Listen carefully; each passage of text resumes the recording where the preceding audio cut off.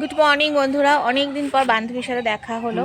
খুব আনন্দ লাগছে, সত্যি কথা। সব কিছু এক সাইডে আর বন্ধুত্ব কিন্তু এক সাইডে, একটা যেন শান্তির জায়গা। আজকে মেয়ের ফাইনাল এক্সাম শুরু, তো মানে আমরা এসছি স্কুলে দিতে।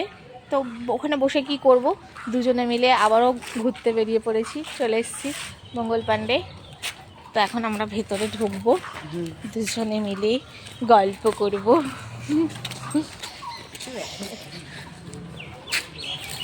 এত সকাল কিন্তু ভেতরে কতজন এসছে ঘুরতে।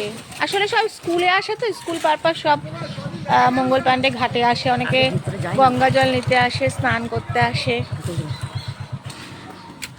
আমরা ফ্রিতেই ঢুকে পড়লাম, বলো। এই টিকিট লাগে না? না, এটা 1 ঘন্টা ফ্রি। ও 1 ঘন্টা ফ্রি, 1 ঘন্টা ফ্রি, তাই আমরা ভেতরে প্রবেশ করলাম। আগেও এসছি যদিও বা। কি সুন্দর হাতিটা। ফ্রি নিতে ভালোবাসি, আমরা ফ্রি নিতে ভালোবাসি। ওই দেখো জিরাফ দাঁড়িয়ে আছে, পয়সা থাকে সেখানে আমার নাই, সেখানে নেই। ঠিক, ভালোবাসা ফ্রিতে হয়, ঠিক বলেছ। দেখো কত সব দোলনা চড়ছে, আমি দোলনা চড়তে খুব আগে ওই জায়গায় চলো, আগে ওই জায়গায় যাবো। টুকি কি সুন্দর টগর ফুল।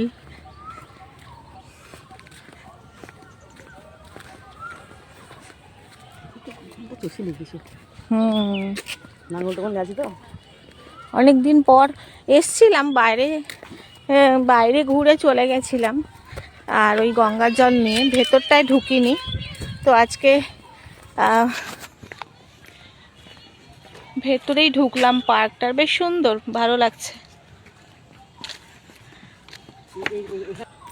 বাচ্চাদের কিন্তু বেশ ভালো লাগবে। এখানে স্লিপ আছে, টুকি আছে, যে টুকি, তারপরে দোলনা আছে, খুব সুন্দর। ভালো ভালো রাইড আছে বাচ্চাদের জন্য।